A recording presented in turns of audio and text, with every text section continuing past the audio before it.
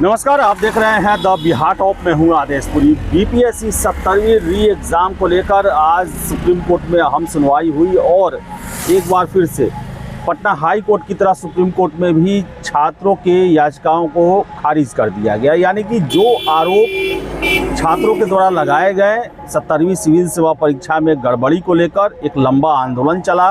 18 दिसंबर से लेकर छात्र जो हैं वो लंबे समय तक गर्दी बाग में बैठे रहे। बड़ा ही उतार चढ़ाव आया, गिरफ्तारियां हुई, लाठियां चली, वाटर कैनन तो पानी का छिड़काव किया गया। फिर से आपको बता दें कि बड़े बड़े नेताओं का आना हुआ, तेजस्वी यादव, राहुल गांधी सभी गर्दी बाग पहुंचे। एक बहुत बड़ा मुद्दा बना, लेकिन ना आयोग सुनी, ना सरकार सुनी, ना ही हाई कोर्ट की तरफ से छात्रों को कुछ बल मिला, पक्ष में फैसला आया, और ना ही सुप्रीम कोर्ट में आया। हमारे साथ है छात्र नेता दिलीप हैं और आपको पता होगा कि शुरुआत में आंदोलन से जुड़े थे, लेकिन आंदोलन से आरोप लगाते हैं कि इन्हें एक साजिश के तहत बाहर कर दिया गया। इन्हीं से बात करते हैं। दिलीप जी, सुप्रीम कोर्ट में जो हुआ, क्या उम्मीद था आपको? हाई कोर्ट में तो हमेशा होते आया है ये। देखिए, हमने भी बीपीएससी का बहुत सारा केस लड़ा है शुरुआती दौर में, जब हम भी अभ्यर्थी हुआ करते थे और जब छात्र नेता बन गए उसके बाद ही बहुत सारा केस स्टूडेंट लड़े हैं। हम उनके साथ एक तरह से रहे हैं, लेकिन हमने खुद भी बहुत सारा केस लगा है अभ्यर्थी के रूप में। और कोर्ट में क्या होता है, चाहे पटना हाई कोर्ट हो, सुप्रीम कोर्ट हो, वो क्या होता है हमें बहुत अच्छे से पता है। और पटना हाई कोर्ट में जब जजमेंट आ जाता है तो बहुत कुछ उस पर निर्भर करता है सुप्रीम कोर्ट में। अगर कोई फ्रेश चीज सुप्रीम कोर्ट में जाए तो उसकी अलग बात होगी, लेकिन जब पटना हाई कोर्ट में फैसला आ चुका है और उसके बाद हम सुप्रीम कोर्ट जा रहे हैं, जो कि जाना ही पड़ेगा उसके बाद, डायरेक्ट सुप्रीम कोर्ट में हम जा भी नहीं सकते हैं क्योंकि बिहार से रिलेटेड मामला है, तो इसके चलते और ज़्यादा दिक्कत होती है।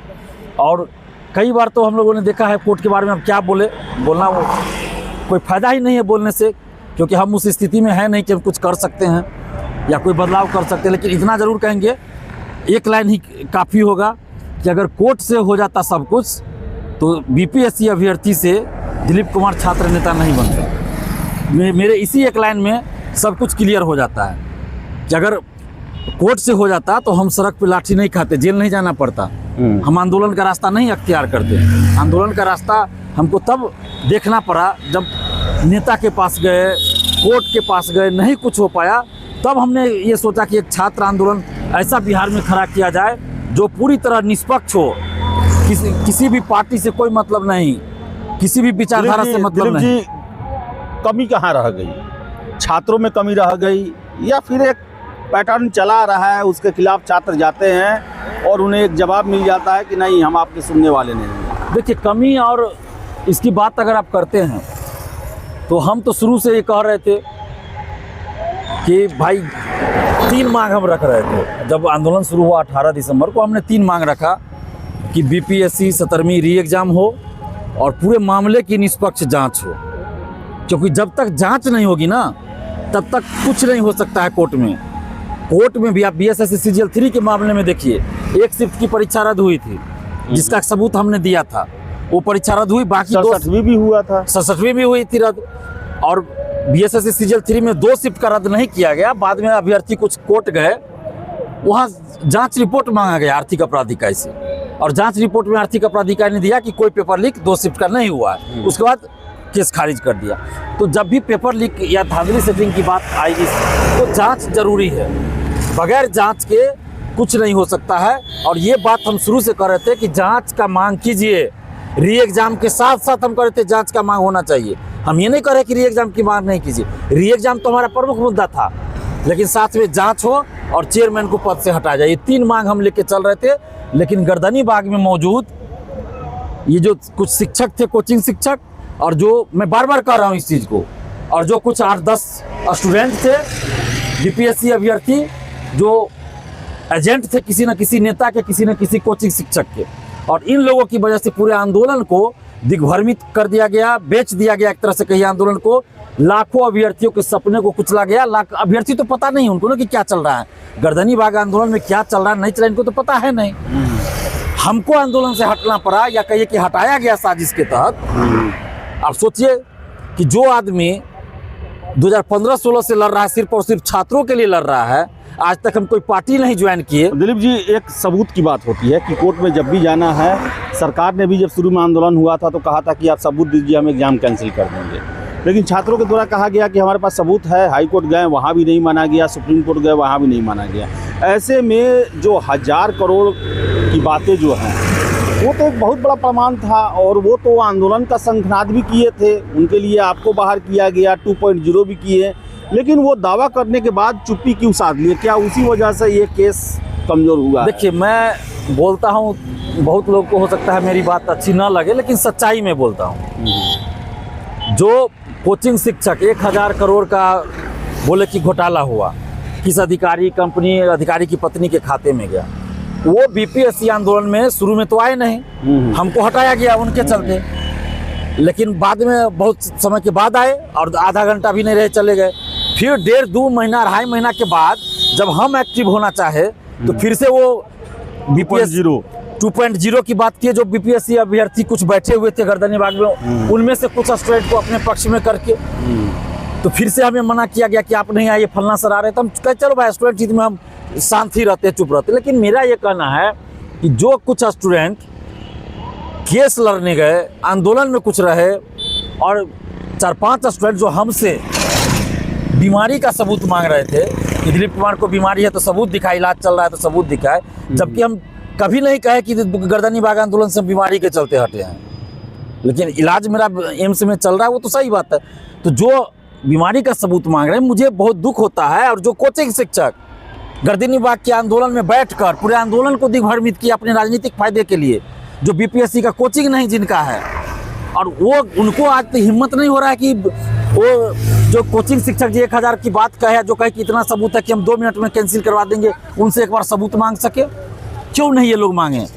मेरा ये कहना है, अगर ये ईमानदारी से काम कर रहे छात्र हित में तो मांगना चाहिए सबूत। जो कोचिंग शिक्षक बोले उनसे मांगना चाहिए था 1000 का सबूत दीजिए, और नहीं दिए सबूत, तो फिर उनको आंदोलन में क्यों बुलाया गया?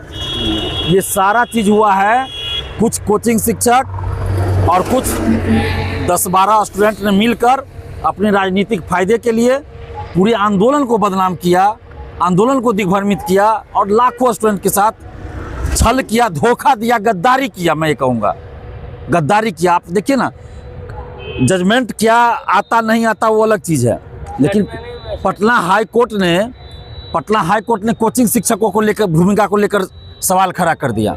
सुप्रीम कोर्ट ने भी कोचिंग शिक्षकों को लेकर ही सवाल खड़ा किया। जजमेंट स्टूडेंट के पक्ष में नहीं आया, ये अलग चीज़ है, लेकिन सवाल कोचिंग शिक्षा पे खड़ा हुआ है। कोचिंग माफिया, मैं ये बात बार बार कह रहा हूँ कि जब तक जो पेपर लीक करा रहे, धांधली सेटिंग करा रहे हैं, उन पर कार्रवाई नहीं होगी तो कोई फायदा नहीं होने वाला है, कोई फायदा नहीं। और जांच की मांग जब हम करते थे गर्दनीबाग में, तो आज जो शिक्षक गर्दनीबाग के आंदोलन में स्टूडेंट को दिखा रहे हैं कि हम ये कर रहे हैं, वो कर रहे हैं, हीरो बनना चाह रहे हैं, और कुछ स्टूडेंट दिलीप जी हमें बोलने से रोकते थे कि जांच नहीं चाहिए, सिर्फ री एग्जाम चाहिए। दिलीप जी, छात्र आंदोलन इससे, छात्र शक्ति जो है बिहार में, इससे कितना इस पर प्रभावित हुआ? इस पर देखिए, मैंने शुरू में भी कहा था, फरवरी में भी, कि ये लोग जिस तरह का कर रहे हैं उससे छात्र आंदोलन तो बदनाम हो ही रहा है, लेकिन आगे का भी रास्ता ये लोग बंद कर रहे हैं छात्रों के लिए। क्योंकि आगे भी अगर आंदोलन कोई होता है तो सरकार और जो संबंधित भर्ती बोर्ड होगा, आयोग होगा, वो यही कहेगा कि ये तो कोचिंग वाले करा रही, तो नेता करा रहे हैं आंदोलन। क्योंकि एक आंदोलन में आप देखिए, इस समय गर्दनीबाग में इस तरह का ये लोग, कुछ लोगों ने, अभ्यर्थी को पता नहीं है, बीपीएससी अभ्यर्थी को नहीं पता। देखिए, अब ये तो हम नहीं कह सकते, लेकिन मैं ये जो ऐसा हुआ है, जितना बड़ा आरोप लगाया गया, 3-4 महीने तो हम तो रोज आरोप ही सुनते थे, लेकिन सब हवा ही हो गया। देखिए, मैं अभी भी कह रहा हूँ, मैं आज भी ये बात कह रहा हूँ कि जो कोचिंग शिक्षक ग्लोबल गुरु 1000 करोड़ की बात किए, वो गलत नहीं बोले हैं। जो 1000 करोड़ के घोटाले की बात कहे, वो बिल्कुल सही बोल रहे हैं, लेकिन वो सबूत नहीं दे रहे हैं। अगर वो सबूत दे दे, वो अधिकारी का नाम बता दे, कंपनी का नाम बता दे, तो री एग्जाम तो होना ही है, कैंसिल हो जाएगा 17वीं, अभी से भी हो सकता है, एकदम हो जाएगा। क्यों नहीं होगा? अरे 67वीं बीपीएससी में जब मेरे जैसा एकदम साधारण आदमी सिर्फ क्वेश्चन आया, उसके बल पे एग्जाम को रद्द करवा दिया, सिपाही में एग्जाम क्वेश्चन के वजह से एग्जाम रद्द हो जाता है, TRE 3 पिछले साल रद्द हो जाती है, तो फिर ये तो 1000 करोड़ के घोटाले की बात है, तो ट्रांजैक्शन की बात है, पैसे की लेन देन की बात है। लेकिन देने का उनको, लेकिन उनको सारी जानकारी है और क्यों नहीं दे रहे हैं, क्योंकि वो भी इसमें शामिल है, निश्चित रूप से शामिल है। अब तो यही समझा जाएगा कि शामिल है। अगर वो नहीं दे रहे तो इसका मतलब क्या है? या तो वो शामिल है या फिर इनको पैसा दे के चुप कराया गया है, यही हो सकता है। क्योंकि जो बात कही गई है, क्योंकि 1000 करोड़ का पहले से चला रहा था कि इतना 1000 करोड़ का चला, वही बात वो बोले हैं और सबूत नहीं दे रहे हैं और नहीं बता रहे हैं। तो स्टूडेंट को क्यों गुमराह किए? अगर इनको नहीं बताना था, सबूत देना था, तो नहीं बोलते मीडिया में आके। जिस यूट्यूब चैनल पे 100 सब्सक्राइबर हो उसको भी बुला बुला के बाइट देना, और पहले क्या था जिसका 10 लाख भी सब्सक्राइबर उसको बाइट नहीं देते थे, और आज जिसका 100 सब्सक्राइबर है, जिसने चैनल शुरू किया 10 सब्सक्राइबर है, उसको फ़ोन कर कर के बुला के और बाइट दे रहे हैं। पटना से लेके दिल्ली या मुंबई कहाँ कहाँ जाके उछल उछल के दे रहे थे। पूरा 10 दिन 20 दिन की हम री एग्जाम कराएंगे कराएंगे। गद्दारी है, वो तो छात्रों के साथ गद्दारी है। और तो मैं वही कह रहा हूँ, तो आज क्यों चुप है? रुपया जो है वो लेन देन क्या गरीब के बच्चे करेंगे? बिल्कुल नहीं करेंगे। गरीब का बच्चा कहाँ से 1000 करोड़ देगा भाई? अमीरों की दलाली करते हैं ये बिल्कुल, ये तो गरीबी का, तो ये लोग जो है गरीबी का एक तरह से कहिए कि ये नकाब पहन के इमोशनल ब्लैकमेल करते हैं कि हम गरीब स्टूडेंट्स को पढ़ाते हैं, गरीब के लिए ये करे वो करे। तो अरे भाई, अमीर बच्चों के दलाल हैं ये। बिल्कुल अमीर बच्चों के दलाल हैं ये लोग। कुछ कोचिंग माफिया पटना में है और भी जगह है, लेकिन पटना में कुछ कोचिंग माफिया हैं, और उन लोगों ने आंदोलन में घुसकर पूरे आंदोलन को बदनाम किया और आंदोलन को डाइवर्ट किया। मैं आज भी कह रहा हूँ, अभ्यर्थी जो बीपीएससी अभ्यर्थी, जरा सोचिए, आप सोचिए कि आपको कैसे दिग्भ्रमित किया गया, गुमराह किया गया। क्या कोचिंग शिक्षक को, कुछ कोचिंग शिक्षक आपको ये नहीं बोले कि कल एग्जाम हो रहा है, कल री एग्जाम का नोटिस आ रहा है, कल एग्जाम कैंसिल हो रहा है? गुमराह करके हम जज हमारा आदमी है, कमिश्नर हमारा आदमी है, डीएम हमारा आदमी है, तो सुप्रीम कोर्ट का जज हमारा आदमी है, तो लॉबी हमारा ऐसा है, तो ऐसा कह के स्टूडेंट को गुमराह किया गया, जबकि कुछ नहीं है, जब झूठ बोल बोल के स्टूडेंट को गुमराह किया गया। मतलब ये बिहार के नौजवानों के साथ ऐसा हुआ है कि बिहार से बाहर के कुछ कोचिंग शिक्षक और बिहार से बाहर के कुछ स्टूडेंट मिलकर बिहार के स्टूडेंट को बेवकूफ़ बनाते रहे, गद्दारी करते रहे, यहाँ तक कि पैसे की बात आ रही है। और जो कोचिंग शिक्षक गर्दनी बाग में आए और जो 8-10 स्टूडेंट, उन सब से हम हाथ जोड़कर विनती करते हैं कि वो हिम्मत दिखाइए, मांगिए सबूत 1000 करोड़ का। नहीं देते हैं सबूत तो जाके उनके कोचिंग में धरना दीजिए, और नहीं देते हैं धरना तो इसका मतलब होगा जो भी कोचिंग शिक्षक आए थे आंदोलन में, वो सब के सब अपना ब्रांडिंग करने, राजनीतिक फायदा उठाने आए थे। तो बता दें आपको हम कि दलाली तो हुआ है, और दलाली अपनों ने ही किया है। दलाली गुरु जैसे पवित्र शब्द के द्वारा किया गया है, इसको कोई दो राय नहीं। और एक चीज़ और मैं बोलूँगा कि जब पटना हाई कोर्ट ने भी कोचिंग शिक्षकों को लेकर टिप्पणी किया, तो फिर कोचिंग शिक्षकों पे कार्रवाई का आदेश पटना हाई कोर्ट ने नहीं दिया, न ही जांच की बात पटना हाई कोर्ट ने कही। सुप्रीम कोर्ट में भी पहले दिन यही हुआ कि कोचिंग शिक्षक, 2 कोचिंग शिक्षक आया कि भाई कोचिंग से मैच किया है, बहुत सारा सवाल। इसके बावजूद भी सुप्रीम कोर्ट ने कोई, मतलब इस पे जांच कमेटी भी कम से कम बैठ जाता तो छात्रों के हित में होता। लेकिन बीपीएससी के वकील को तो बोलने का मौका ही नहीं मिला। यही तो समझ नहीं आता है कि आखिर क्या चल रहा है इस देश में। और जो कोचिंग शिक्षक और जो 8-10 स्टूडेंट जो कभी किसी नेता के साथ, किसी कोचिंग शिक्षक के साथ एजेंट के रूप में देख रहे थे, तो ये लोग जो है जांच की मांग क्यों नहीं किए और क्यों नहीं जांच की बात करते? और हम जब करते थे तो हम ही को चुप रहने के लिए बोलते थे और हम ही को साजिश के तहत आज भी कर रहे हैं 1000 करोड़ का सबूत मांगिए, नहीं तो उस कोचिंग में जाके आप लोग धरना दीजिए, हम आपके साथ रहेंगे। तो चलिए, दिलीप जी थे, और आपको बता दें कि बड़ा ही दुखद दिन रहा, और इतना लंबा, इतना बड़ा आंदोलन चला, जिसमें छात्र के द्वारा जो है क्या क्या नहीं किया गया। लाठियाँ खाई गई, जेल गए, मच्छर से कटवाए, सड़कों पर सोए, ठंड की रात बिताए, भिक्षाटन तक किए केस लड़ने के लिए। न जाने सारे प्रयास नेता, मंत्री, अफसर सब के पास गए, लेकिन अंततः मायूसी के अलावा कुछ नहीं लगा। लेकिन दलाली हुआ है, और अभी से भी आप वास्तविकता को समझिए, नहीं तो फिर ऐसा होते रहेगा। तो चलिए, फिर इस वीडियो में इतना ही। बहुत बहुत धन्यवाद। वीडियो अच्छा लगे तो लाइक शेयर करें, चैनल को सब्सक्राइब जरूर कर लें। धन्यवाद।